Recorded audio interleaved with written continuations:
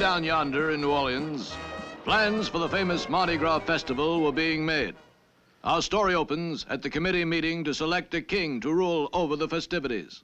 Very well, gentlemen. It's been decided that this year we will have a real king. Yeah, not just a man dressed like a king, but a real, genuine, blue-blooded royal highness. Now, the question is who? How about Henry or Schnitzelbank? Too fat? How about George the 28th, king of whatchamacallit? Too old. How about King John of Midas? Too expensive. How about Leonardo or Bongo Congo? He'd be a king like no king we ever had before.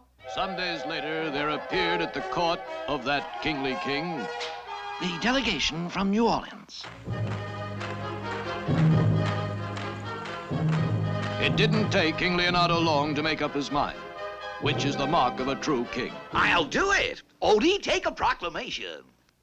And it wasn't long before the whole of Bongo Congo knew about the king's invitation. Man, that square is all of luck.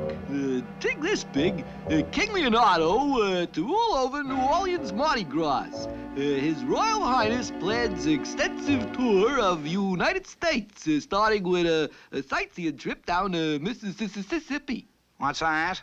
It says here, my royal brother is going to ride down New Orleans in a riverboat. That's it. Start packing, funnelhead. You and me are going to take the same boat. Gee, Big, what's with this boat bit? The old Mississippi's a long river, see? And someplace between Natchez and Mobile, your royal brother's going to get Biloxi'd. Okay, Big, I dig. Several days later, the king and Odie were on their way to New Orleans on the good ship Muddy Bell. Captain Sternwheel Jackson at your service, huh?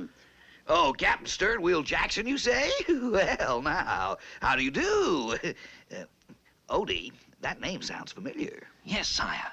It is an old American name. Here come your fellow passengers, Bascom Branchwater, a southern gentleman of the old school, and Frenchy La Shuffle, the notorious riverboat gambler. I'm honored, sir. Bonjour, monsieur. Well, now that we're all acquainted, let me show you around the boat. This is what Biggie and Itchy had been waiting for, and they lost no time in putting their evil plans to work. No sooner had King Leonardo turned his back on the huge paddle wheel than Biggie and Itchy picked up the edge of the king's royal cloak and put it in the path of the huge paddles. Help! It's got me! A river monster's got me! Help! I'm being eaten alive! Pull ahead back. Yeah, stop the presses. Mark the twain. You halt. You desist. Luckily, quick-thinking Odie Coloni rushed to the controls and quickly reversed the engines to set the king free. Free as a bird. But Biggie and Itchy were determined to keep the king from reaching New Orleans. So it was that he had one accident after another.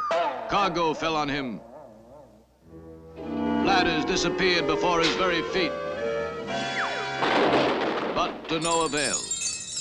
In Biggie's cabin, the two villainous villains decided on desperate measures. All right, now, this is Biggie talking, see? We're through fooling around.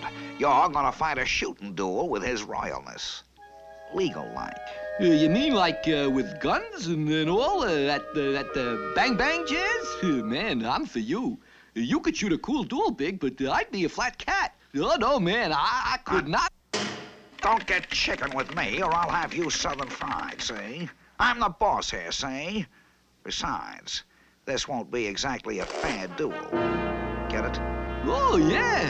Yeah, Big, now I dig. What is Biggie's plan? Will Itchy actually shoot King Leonardo? Will King Leonardo ever get to be king of the Mardi Gras? We'll find out in our next exciting episode, Bayou Blues.